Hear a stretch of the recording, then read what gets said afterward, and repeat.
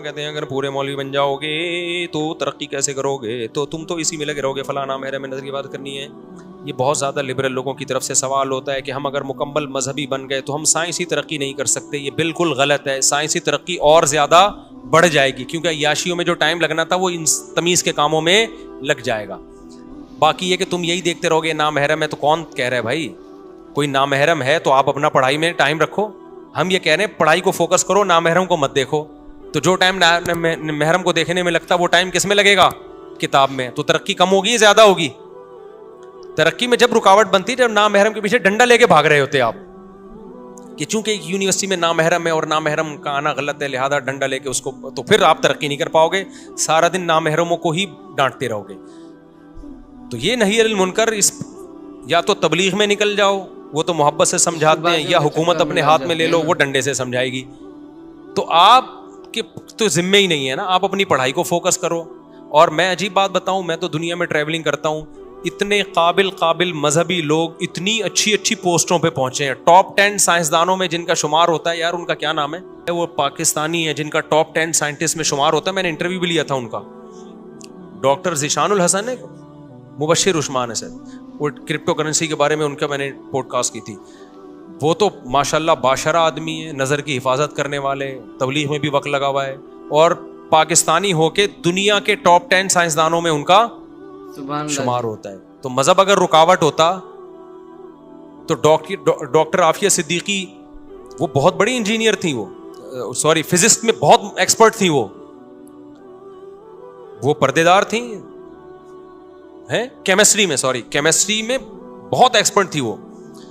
تو ان کا شمار بھی بہت بڑے سائنسدانوں میں ہوتا ہے. ڈاکٹر عافیہ صدیقہ جو آج کل امریکہ کی جیل میں ہے, مکمل پردے دار تھیں, اور اتنا سخت پردہ کرتی تھیں, اتنا سخت پردہ کہ آپ کی سوچ ہوگی, کیونکہ جو ان کے ریلیٹو تھے انہوں نے ہمیں بتایا. لیکن کتنی ترقی کی, کتنی بڑی سائنٹسٹ بنی وہ پردے میں رہ کے. اور یہ اور بھی ڈاکٹر خرم صاحب ہیں یو کے میں, کینسر کے بہت بڑے اسپیشلسٹ ہیں, وہ بھی کافی مذہبی ہیں. تو یہ ایک نا لبرل لوگوں نے دماغ میں بسا لیا ہے کہ ہم اگر مذہب کو فالو کریں گے تو ترقی نہیں کریں گے. اصل میں ہوتا پتہ ہے کیا ہے, لوگوں نے ادھر کے مذہبی لوگ دیکھے ہوئے ہوتے ہیں, یہاں کے مذہبی نمازی, وہ تو قوم ہی سست ہے نا, تو نمازی بھی کیا ہوں گے.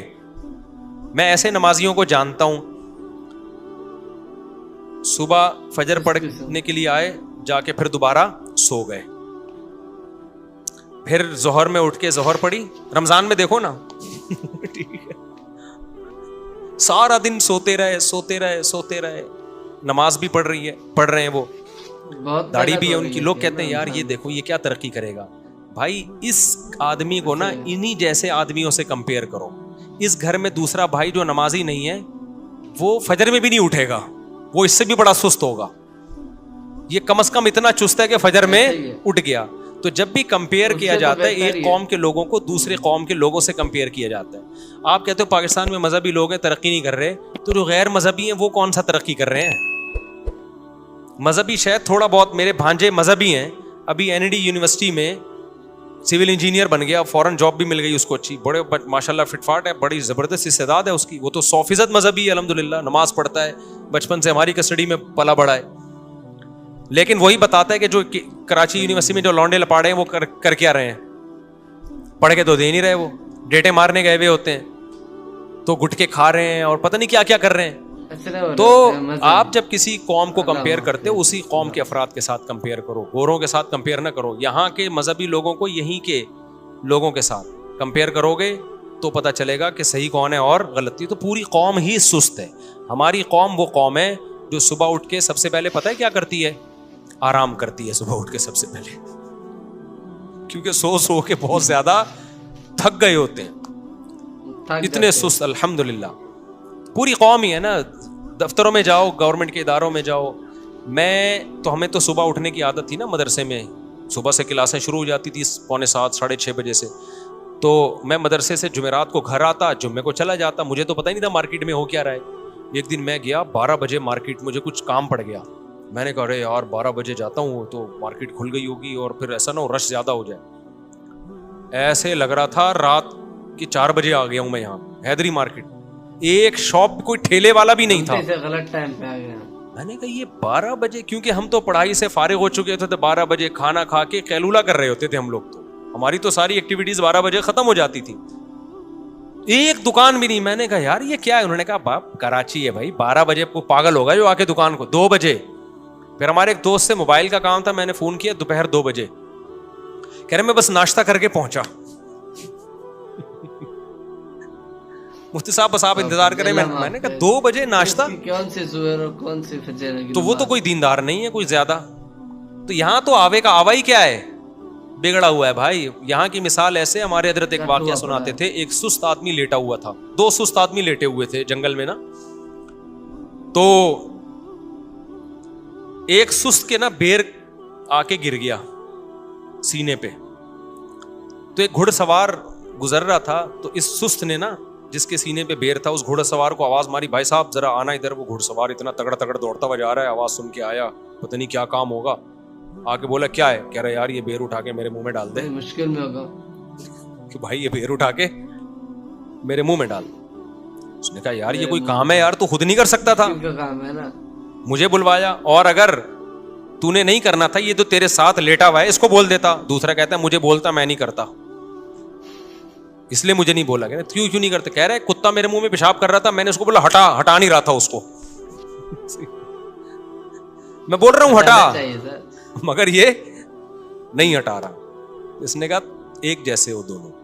تو سست بہت بڑا سست ہوتا ہے, سستی کو چھوڑو یار کسی طریقے سے. تو اس لیے دین کبھی بھی رکاوٹ نہیں ہے. بڑے بڑے دیندار لوگ بہت آگے گئے ہیں, اور سائنس کی تو بنیاد ہی مذہب نے رکھی ہے, اسلام نے رکھی ہے. بار بار میں گورے کا قول پیش کرتا ہوں نا, گورے نے اعتراف کیا ہے کہ اگر مسلمان سائنسدان نہ ہوتے تو آج ہم جس ترقی پر ہیں, 8 سے 500 سال کے بعد ہم یہاں ہوتے.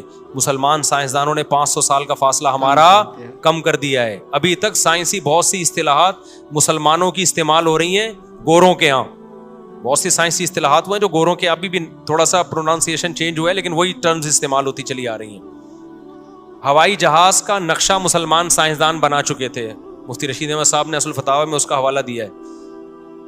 لیکن خلافتیں ختم ہو گئیں, حکومتیں ختم ہو گئیں. جب ختم ہو گئیں تو غلام بن گئے. اب آپ جو بھی کرو گے, اب اگر آپ ایسے سائنسدان پیدا ہو گئے کہ آپ کو راکٹ بناؤ گے, تو آپ تھوڑی, وہ تو باہر ممالک آپ کو لے جائیں گے, وہ اپنی ورک شاپ میں آپ سے کام کروائیں گے, اور نام کس کا استعمال ہوگا؟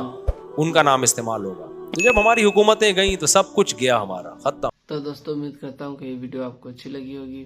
تو ویڈیو کو لائک کر دیں اور ہمارے چینل کو سبسکرائب کر دیں, تاکہ جو ہے مزید آنے والی ویڈیوز آپ تک جلدی سے جلدی پہنچ سکیں.